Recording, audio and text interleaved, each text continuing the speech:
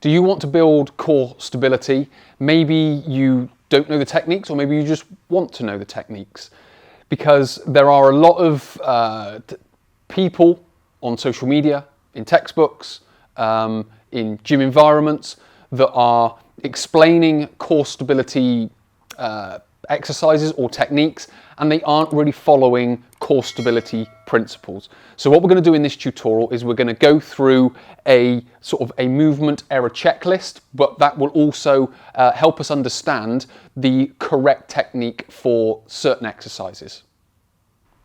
First of all, we want to understand what is core stability, and in some respects, the purpose of the exercise and what we're trying to achieve from it. Now, core stability is all about muscle timing, which is then holding the pelvis, the spine, which we could also use the hip joint as well. It's all holding that in position so it doesn't become unstable, which is then putting it at more risk to injury. So some examples of that might be a single leg stance. So if my muscles are timing well, I've not got a great movement of the knee. So if I was out of balance, I would be in this sort of position. So the timing of the muscles on either side of the knee aren't the greatest. So I'm holding in this position. I've got good timing of the knee. We could take this down again onto one knee. So again, this is a very sort of unconscious type of stability, a very reactive type of stability. But again, it's all about that muscle timing, which gives us smoothness of movement. What we're going to use as an example throughout this video is a plank with arm raise or a side plank with a leg raise, because this is a little bit more in the way of a conscious control. Because what we're going to do, if we were to come down into a side plank and then we use a leg raise, what will happen is when we're in this position, we've got I always describe it as like a closed loop. So we're generating a little bit more stability because we've got one foot on top of the other. Now, as soon as we lift that leg, this bottom leg has to work that much harder. And it's basically calling upon glute medius, glute minimus, and the obliques to be able to do that. So what we're looking for is the hips stay up. So when we lift the foot, they don't go up and drop. That's the muscle timing that we need. So we need to be keeping the hips up, which is using the muscles. Now, some people, because it's in some respects an inherent weakness there, but that can be rectified very quickly if it's more of a stability problem. Because what will happen is you will consciously engage and the muscles will time that much more effectively.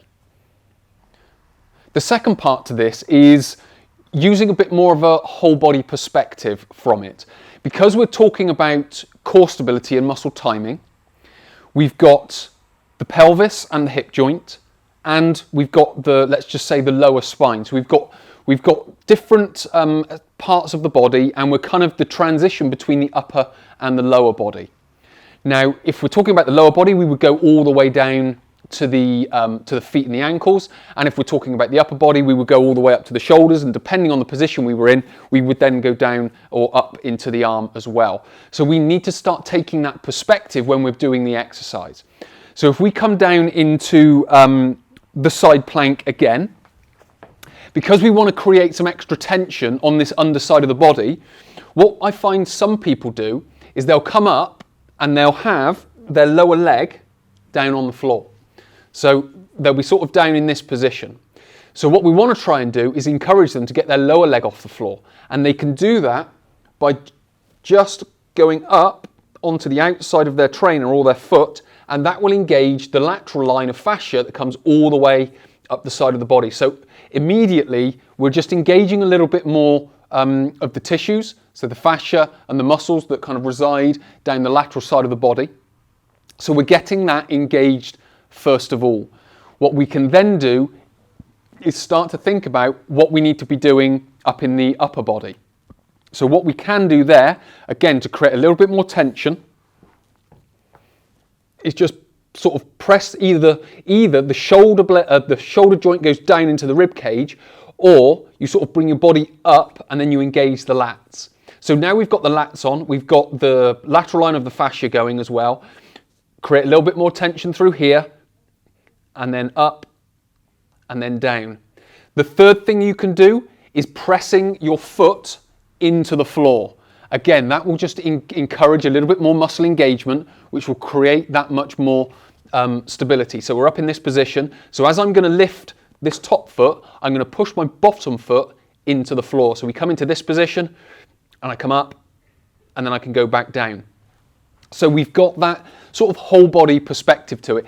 If we bring the plank with arm raise into it, again, it would be a similar sort of scenario. We want to be thinking, as I pick the arm up, I'm not sort of pitching, rolling with the feet. So again, it would be a similar sort of criteria where I would go through, right, I want to be using my legs to hold my hips in place. I want to be engaging my shoulders and getting my lats engaged, pushing them down into the rib cage. Then what I can focus on is the brace and the holding of the hips in place, so they're not pitching to the left or the right or weight shifting. Part 3 is trying to remove, eliminate, or at least reduce energy leaks. Now what that basically means is if there's some sort of movement in the body that isn't supposed to be there, if there's a weight shift, if there's a muscle compensation, then that's the body trying to hang on. So there's an energy leak there. And what we're trying to do is hang on to the movement, and we're not using the proper stability, the proper muscle engagement to be able to do that. So again, if we go to the plank with the arm raise, because it's a lot more obvious when we do the plank with the arm raise. So again, the stabilizing part of it is when the muscles engage, the hips don't move. But what can happen when we come down into position, we can drop to one side. And we can do that. So we've got energy leaking out of the hips and the lower back, which is stopping us from holding that position.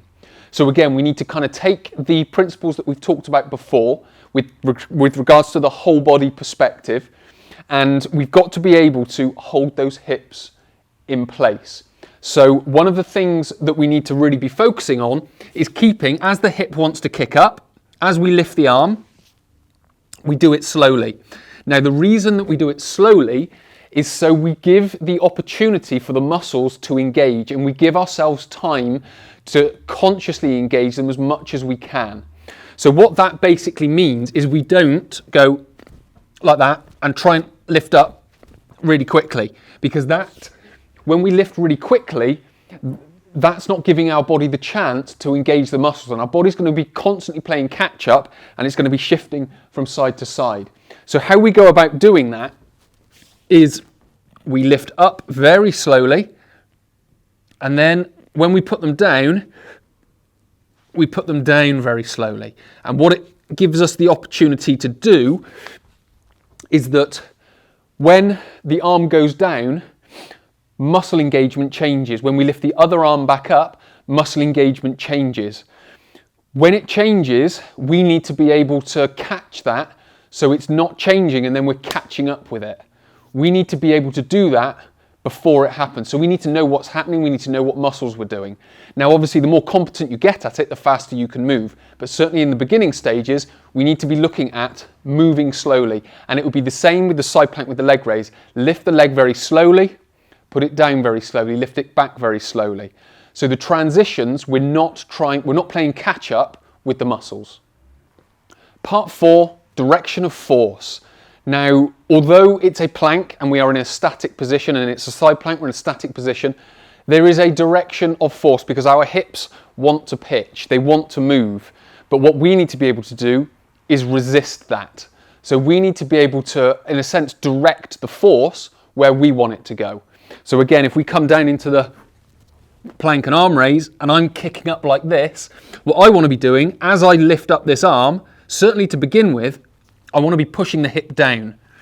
So that doesn't mean I want my hip to drop down, but because my hip wants to kick up, if I'm consciously pushing down, what should then be happening is it should be equaling itself out with the forces, and then that keeps them nice and still. And it'd be the same with the side plank and the leg raise. When I come up into this position, we've already talked about pushing the leg down, but also we can lift the hip. And again, that will encourage that muscle to contract to try and lift the hips, which will then again neutralize that force wanting to drop us down to then be able to hold the hips in place. Number 5 is minimizing tissue stress and optimizing joint position.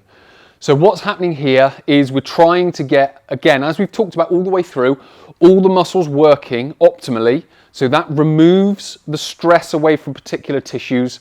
And then what we can do is start optimizing how the joints are working. So this is more to do with movement, but this is preparing us for that movement. So we can optimize what the spine's doing, what the hips are doing.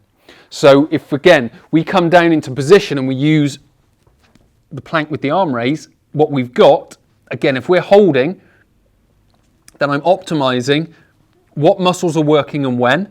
But as soon as I do that, I'm not optimized, which is then adding additional stress onto the lower part of the spine.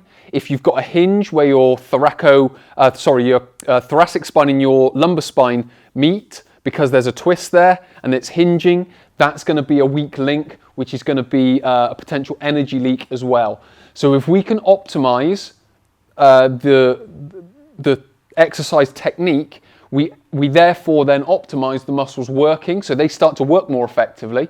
If they start working more effectively, then our joints are going to be healthier, our tissues are going to be slightly less loaded, so our movement becomes more efficient, so we can put more out from putting less in, and it's just a much more effective way of moving. But as I've mentioned, this is how we are learning to reduce that tissue stress and optimize that joint health.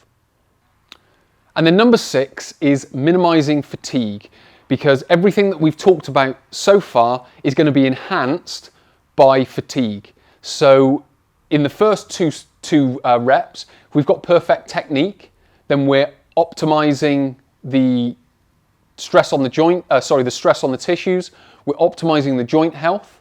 We're also managing the direction of force. So everything that we've talked about, we're doing well.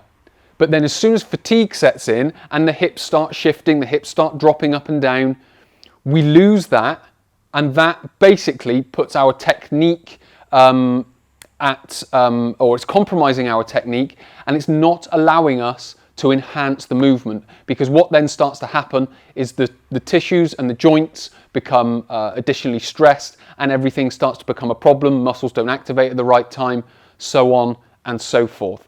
So how we would then build the reps is we would basically use our technique as a gauge. So for example, I'll come down here. So the first 2 are all good. Second 2, okay, we're still good. But then the third 2, oh, I got a little kick there. So what I would do is I would go for 4 reps. I would take a short break, maybe 5-10 seconds, and then go for the next 4.